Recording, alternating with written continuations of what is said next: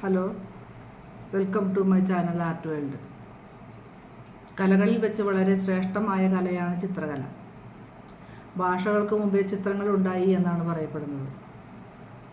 ആശയവിനിമയത്തിനായി പഴയകാലത്ത് മനുഷ്യർ ചിത്രങ്ങളാണ് ഉപയോഗിച്ചിരുന്നത്, ഭാഷകൾ ജനിക്കുന്നതിന് മുമ്പ് എന്ന് പറയപ്പെടുന്നു.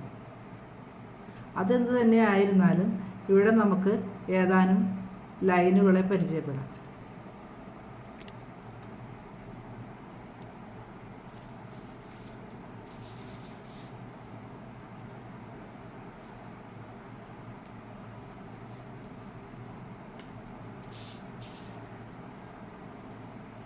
ഇത് ഹൊറിസോണ്ടൽ ലൈൻ,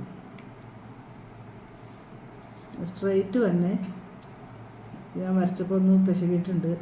സ്ട്രെയിറ്റ് തന്നെ ഹൊറിസോണ്ടൽ ലൈൻ.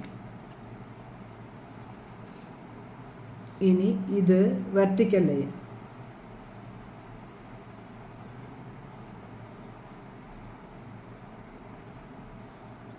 ഇത് thick line.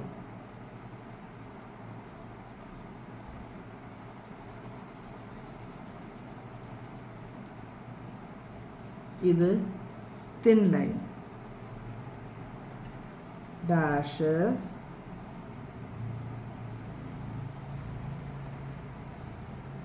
dotted line,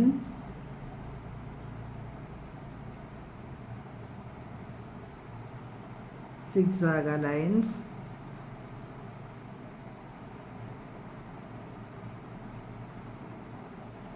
wave lines,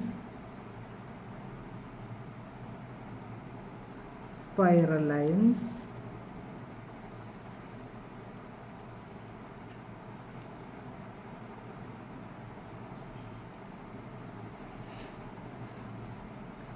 cross lines.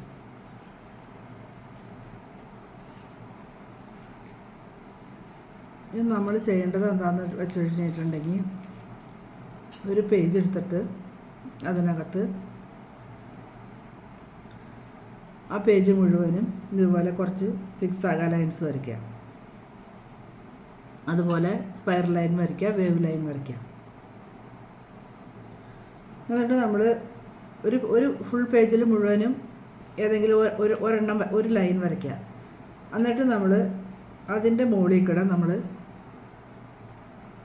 ഇങ്ങനെ തുടങ്ങി കഴിഞ്ഞിട്ടുണ്ടെങ്കിൽ ഇവിടെ നിന്ന് മുകളിൽ കൂടെ മാത്രം ചെയ്തിട്ട് ഇവിടെ എത്തുമ്പോൾ കൈ പതുക്കെ ഇങ്ങനെ നീക്കി വയ്ക്കുക. പെൻസിലിൻ്റെ പോയിൻ്റ് അവിടെ തന്നെ ഇരിക്കണം. ഇങ്ങനെ അതിൻ്റെ മുകളിൽ കൂടെ ഇങ്ങനെ നമ്മൾ ചെയ്യുക, ഒരു പേജ് മുഴുവനും. ചിലർ ഇങ്ങനെ ഇങ്ങനെ ഇങ്ങനെ ഇങ്ങനെ വെച്ച് ചെയ്യും. ചിലർ ഇങ്ങനെ വെച്ചിട്ട് പിന്നെ ഇങ്ങനെ വെച്ചിട്ട് ഇങ്ങനെ നിർത്തി നിർത്തി ചെയ്യും. അങ്ങനെയല്ല, നമ്മളിങ്ങനെ ഒരു വശത്തു നിന്ന് തുടങ്ങി കഴിഞ്ഞിട്ടുണ്ടെങ്കിൽ പെൻസിൽ എടുക്കാതെ പെയിൻ്റ് അവിടെ വെച്ചിട്ട് നമ്മുടെ കൈ മാത്രം എടുത്ത് ഇങ്ങനെ നീക്കിയിട്ട് അറ്റം വരെ കൊണ്ടുപോകും. അതുപോലെ തന്നെ സ്പൈറൽ ലൈൻ ആണെങ്കിൽ അതുപോലെ തന്നെ ഇവിടുന്ന് സ്റ്റാർട്ട് ചെയ്ത് കഴിഞ്ഞാൽ ഇങ്ങനെ എടുത്തിട്ട് ഇവിടെ കൊണ്ടുവന്ന് അവസാനിപ്പിക്കുക. അതുപോലെ തന്നെ നമുക്ക് കോൺവെക്സ് ലൈനും കോൺകേവ് ലൈനും ഒക്കെ അങ്ങനെ ഒരു പേജിനകത്ത് കോൺവെക്സും കോൺകേവ് അതായത് ഇങ്ങനെ അതിന് മുകളിൽ കൂടെ സ്റ്റാർട്ട് ചെയ്ത് ഇവിടെ നിർത്തുക, ഇവിടെ മുകളിൽ കൂടെ സ്റ്റാർട്ട് ചെയ്ത് ഇവിടെ നിർത്തുക, ഇതിൻ്റെ മുകളിൽ കൂടെ സ്റ്റാർട്ട് ചെയ്ത് ഇങ്ങനെ ഡബിൾ ലൈൻ വരരുത്, മുകളിൽ കൂടെ തന്നെ സ്റ്റാർട്ട് ചെയ്ത് അങ്ങനെ നമ്മൾ നിർത്തുക. അപ്പം നമുക്ക് അതുകൊണ്ട് എന്താ നമുക്ക് ഗുണമെന്ന് വെച്ച് കഴിഞ്ഞിട്ടുണ്ടെങ്കിൽ, നമ്മുടെ കൈക്ക് അതൊരു എക്സസൈസാണ്. നമ്മളത് ഇങ്ങനെ ചെയ്ത് പഠിച്ചു കഴിഞ്ഞ് കഴിഞ്ഞാൽ നമുക്ക്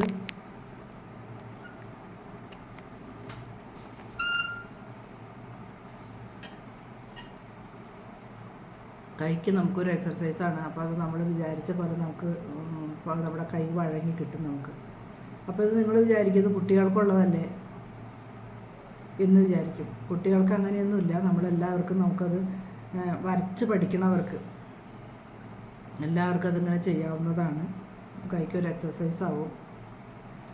അപ്പോൾ നിങ്ങളത് ലൈക്ക് ചെയ്യുകയും ഷെയർ ചെയ്യുകയും സബ്സ്ക്രൈബ് ചെയ്യുകയും ചെയ്താൽ ആവശ്യമുള്ളവരിലേക്കൊക്കെ ഇത് എത്തും. പിന്നെ അതിൻ്റെ കൂട്ടത്തിൽ കൂടെ ഞാൻ ഫാബ്രിക് പെയിൻറ്റും അതിൻ്റെ ക്ലാസ്സും പിന്നെ ഞാൻ ആർട്ടുമായിട്ട് റിലേറ്റഡ് ആയിട്ടുള്ള എന്തെങ്കിലുമൊക്കെ അങ്ങനെ മാറി മാറി ഇടാമെന്ന് വിചാരിച്ചുകൊണ്ടാണ് ഇരിക്കുന്നത്.